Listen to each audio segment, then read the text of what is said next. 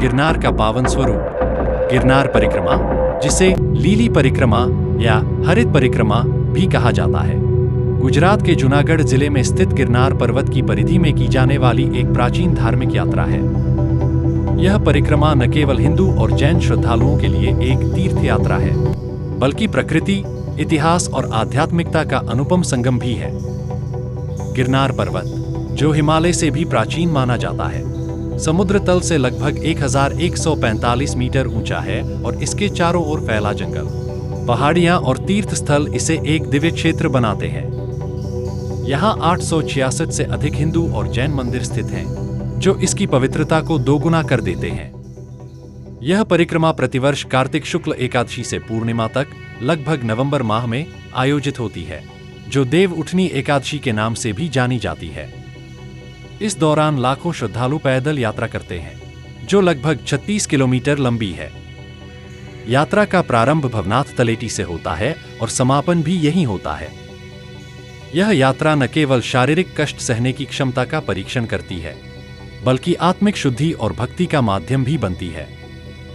मान्यता है कि गिरनार के चारों ओर 33 कोटि देवी देवताओं का वास है और इस परिक्रमा को करने से समस्त पाप नष्ट हो जाते हैं। जैन ग्रंथों में इसे क्षेत्र मंगल कहा गया है, जहां 22वें तीर्थंकर नेमिनाथ ने मोक्ष प्राप्त किया था। गिरनार का नाम गिरिनर से लिया गया है, जिसका अर्थ है पर्वतों का राजा। यह सौराष्ट्र क्षेत्र का हृदय स्थल है, जहां से पश्चिम और पूर्व में भादस, रोहजा, शत्रुंजी और घेलो नदियां बहती हैं। यहाँ का वन्यजीव क्षेत्र एशियाई शेरों का निवास है, जो यात्रा को और भी रोमांचक बनाता है। परिक्रमा के दौरान हरे भरे जंगलों, झरनों और प्राचीन मंदिरों के दर्शन से यात्री को एक अलग ही आनंद प्राप्त होता है। यह यात्रा न केवल धार्मिक है, बल्कि सामाजिक एकता का प्रतीक भी है, जहां विभिन्न जातियों और समुदायों के लोग एक साथ चलते हैं।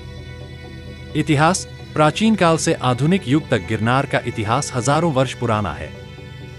जैन ग्रंथों जैसे कल्पसूत्र 3री शताब्दी ईसा पूर्व में इसका उल्लेख मिलता है, जहां इसे भगवान नेमिनाथ की मोक्ष स्थली बताया गया है।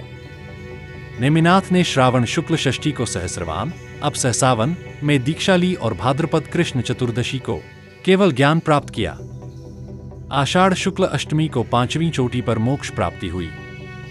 उत्तराध्ययन सूत्र 6ठी शताब्दी ईसा पूर्व में भी इसका वर्णन है, जहां महावीर ने नेमिनाथ की कथा सुनाई।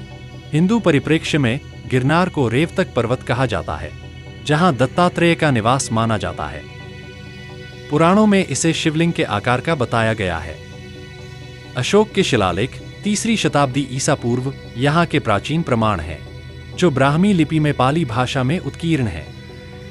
रुद्रदामन प्रथम 2री शताब्दी ईस्वी का संस्कृत अभिलेख सुदर्शन झील के निर्माण का वर्णन करता है। गुप्त काल 4ठी शताब्दी में स्कंदगुप्त का अभिलेख भी मिलता है। मध्यकाल में सोलंकी वंश 961 से 1242 ईस्वी ने जैन मंदिर बनवाए। वस्तुपाल तेजपाल जैसे मंत्रियों ने 1230 ईस्वी में मंदिरों का निर्माण कराया। मुस्लिम शासनकाल में परिक्रमा रुकी, लेकिन 1864 में पुनः प्रारंभ हुई।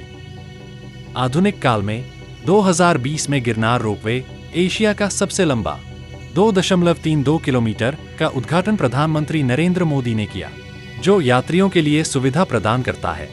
परिक्रमा की परंपरा वैदिक काल से चली आ रही है। पुराणों में ब्रह्मा, विष्णु, शिव और पांडवों ने इसे की मानी जाती है। जैन आचार्यों जैसे गुणभद्र सूरी 741 ईस्वी ने उत्तर पुराण में इसका वर्णन किया। यह यात्रा सामाजिक सद्भाव का प्रतीक बनी रही, जहां विभिन्न संप्रदाय एकजुट होते हैं। हाल के वर्षों में पर्यावरण संरक्षण के लिए वन विभाग ने मार्ग चिन्हित किया है। धार्मिक महत्व, हिंदू और जैन परिप्रेक्ष्य गिरनार परिक्रमा का महत्व अपार है। हिंदू मान्यता के अनुसार यह दत्तात्रेय भगवान की परिक्रमा है, जो ब्रह्मा, विष्णु और महेश के अवतार हैं। यहाँ 52 वीर, 64 योगिनियां और नवनाथों का वास माना जाता है। परिक्रमा करने से मोक्ष की प्राप्ति होती है, जैसा कि पुराणों में वर्णित है। भवनाथ महादेव मंदिर से प्रारंभ होकर यह यात्रा शिव की कृपा प्रदान करती है। जैन दृष्टि से यह निर्वाण क्षेत्र है। नेमिनाथ की मोक्ष स्थली होने से यह महातीर्थ है। षटखंडागम में इसे क्षेत्र मंगल कहा गया। अंबिका देवी की परिक्रमा प्रत्येक अमावस्या को होती है। यात्रा से जीव दया और संयम का संदेश मिलता है। सामान्य महत्व: यह यात्रा पाप नाश, स्वास्थ्य लाभ और सामाजिक एकता प्रदान करती है। लाखों श्रद्धालु इसमें भाग लेते हैं, जो जूनागढ़ की अर्थव्यवस्था को 250 करोड़ रुपए का लाभ पहुंचाती है। मार्ग वर्णन: 36 किलोमीटर की दिव्य यात्रा परिक्रमा का मार्ग जंगलों से होकर गुजरता है, जो 3 पहाड़ियों की चढ़ाई उतराई से भरा है। कुल दूरी 36 किलोमीटर है, जो 4 चरणों में विभाजित है।